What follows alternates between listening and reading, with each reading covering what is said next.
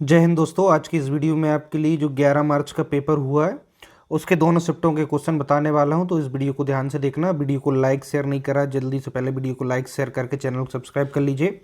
देखिए, हम 11 शिफ्ट के जो पेपर हुए हैं एमपी वर्ग 3 के, उनको डिस्कस कर रहे हैं। ठीक है, छोटी सी वीडियो रहेगी तो ध्यान देना। यहाँ पर हिंदी से किस प्रकार से प्रश्न आ रहे हैं देखिएगा। हिंदी में देखिए मुहावरे से भी प्रश्न आ रहा है, विलोम से भी आ रहा है, संज्ञा। आज एक प्रश्न आया कि पहला समाचार पत्र कौन सा हिंदी में। ठीक है, उच्चारण जो स्थान है उनके, देखिए उच्चारण स्थान की जो दृष्टि से जो वर्ण होते हैं वहाँ से प्रश्न आया, समास से आया, संधि से, है ना। इसके अलावा उपसर्ग प्रत्यय से सवाल आया, पर्यायवाची से आया। ठीक है, एग्जैक्ट देखिए क्वेश्चन याद नहीं है कौन सा आया, क्योंकि बच्चे परीक्षा दे के आते हैं, बहुत सी बार उनको याद होता है, बहुत सी बार नहीं होता। लेकिन ठीक है, हमें एक मोटा मोटा अनुभव मिल गया कि हिंदी विषय से कैसा आ रहा है, व्याकरण आ रही है।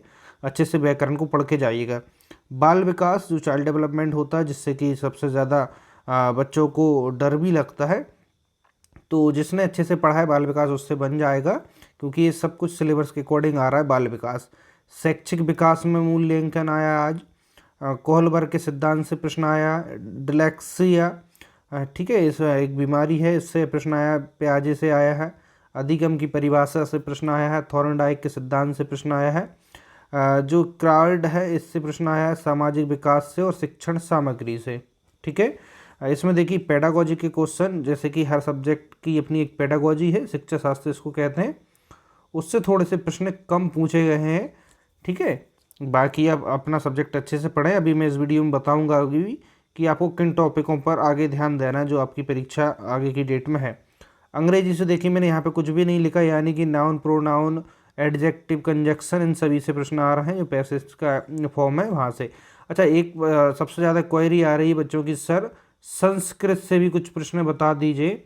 दोस्तों, अभी संस्कृत जो सेकंड लैंग्वेज है उन विद्यार्थियों की परीक्षा भी किसी की भी नहीं हुई है, इसलिए फर्स्ट लैंग्वेज हिंदी और सेकंड लैंग्वेज इंग्लिश वाले विद्यार्थी अभी परीक्षा दे रहे हैं। तो आप बिल्कुल भी टेंशन न लें, आपकी सेकंड भाषा आपके लिए संस्कृत ही मिलेगी परीक्षा में। ठीक है, जब संस्कृत के पेपर स्टार्ट हो जाएंगे, यानी संस्कृत विषय वाले विद्यार्थियों को, तो आपको संस्कृत के भी क्वेश्चन मिल जाएंगे। आगे हम बात करते हैं गणित विषय से कैसे प्रश्न आ रहे हैं। देखिएगा, ध्यान देना। x² + 9x + 18 के मूल बताना है, इस प्रकार का एक प्रश्न आया है। दूसरा आया ब्रैकेट में 14 × 30 है प्लस 16 × 19 है, इन दोनों का मल्टीप्लाई करना है, उसको आपस में जोड़ देना, इजी क्वेश्चन आया। अगला आया 8800 का 25% का यानी कि इंटू होता है, प्रतिशत हटाएंगे नीचे 100 आएगा, प्लस 5500 का यानी कि इंटू, और 20% प्रतिशत हटाएंगे नीचे 100, बराबर कितना है 1,13,200 का क्वेश्चन मार्क। तो का की जगह इंटू लगाएंगे, और जब भी प्रतिशत हटाते हैं बटे कितना आता है 100, तो इसको इस प्रकार से सॉल्व करना है। 8 की पावर m डिवाइड किससे कर रहा है, 2 की पावर -3 से, और 8 की पावर -3 हो, तो यहाँ पे m की वैल्यू पूछी है, एक प्रश्न ऐसा आया। आगे हम बढ़ते हैं, देखिएगा ध्यान से गणित से और कैसे प्रश्न आए। समद्विबाहु समकोण त्रिभुज है, इससे रिलेटेड कोई क्षेत्रफल का एक प्रश्न आया। ठीक है, जो ज्योमेट्री का प्रश्न है। एक सम संख्या यदि x है तो दूसरी सम संख्या क्या होगी, इस तरीके का एक प्रश्न आया। ठीक है, आगे प्रश्न आया कि देखिए साधारण ब्याज है, सिंपल इंटरेस्ट, यहाँ से भी प्रश्न आया कि साधारण ब्याज की दर से कोई धनराशि 3 वर्ष में 36% बढ़ जाएगी, इस प्रकार से कोई प्रश्न आया। अनुपात से प्रश्न आए। ठीक है, वर्ग और वृत्त का जो परिमाप है, क्षेत्रफल, इनसे रिलेटेड प्रश्न आए हैं। इस प्रकार से एक रूट में संख्या दी है, इसका प्रश्न आया है। भिन्न से प्रश्न है, यानी कि गणित तो आपका जैसा पेपर रोज आ रहा है लगभग उसी प्रकार से आ रहा है। कुछ टॉपिक जैसे कि हमारे सिलेबस नई भी हैं, तो उन टॉपिकों को पूछ ले रहा था कि दोस्तों व्यापम का कोई भरोसा नहीं है, सिलेबस के अनुसार उसने गणित विषय के कुछ टॉपिक पूछे हैं जो कि गलत हैं। आपको भी इसके बारे में रिपोर्ट करना चाहिए, जो पीबी है उस पर। अभी परीक्षा दे लें, परीक्षा के बाद एक बार अपनी शिकायत जरूर दर्ज कराएं, क्योंकि जब भी परीक्षा है उसमें सिलेबस डिफाइन है, तो उसके अनुसार पेपर होना चाहिए, क्योंकि बच्चा उसको पढ़ तो पाए एटलीस्ट, है ना। क्योंकि आपको सिलेबस में ही नहीं है वो चीज़ क्यों पढ़ेगा, ऐसे तो फिर पूरी दुनिया में सारी किताब पढ़ने लग जाए, है ना, पीएससी की, यूपीएससी, कुछ भी पढ़ने लग जाए। तो सीटेट जो होता है या अदर एग्ज़ाम होते हैं उनमें सिलेबस के अकॉर्डिंग पेपर आता है। ठीक है, आना भी चाहिए। अब हम पर्यावरण की बात करें, जिससे कि थोड़ा से क्वेश्चन अलग आ रहे हैं, सिलेबस से हटकर भी है, नहीं सबसे ज़्यादा अंतरिक्ष को अभी भी पढ़ लीजिए। रेगुलर अभी तक जितने शिफ्ट हुई हैं, परीक्षा हुई है, आज जो एनालिसिस है फर्स्ट और सेकंड शिफ्ट है ना, दोनों का बता रहा हूँ मैं। चूँकि अब समय कम है इसलिए मैंने यहाँ पर छोटी वीडियो के माध्यम से बताने की कोशिश करता हूँ। अंतरिक्ष को अच्छे से पढ़ लें। अंतरिक्ष से रिलेटेड आपके पास या तो लूसेंट होगी, या फिर आप इंटरनेट पे जाइए, या फिर यूट्यूब पर ही कोई वीडियो देख लीजिए जो एमपी टेट के विषय में। ऑथेंटिक चैनल से देखना, बहुत सारे चैनल ऐसे भी हैं जो आपको मिसगाइड भी कर देंगे। अंतरिक्ष से रिलेटेड जो जीके के क्वेश्चन हैं और करंट अफेयर है जो अंतरिक्ष से रिलेटेड, उसको देख लेना।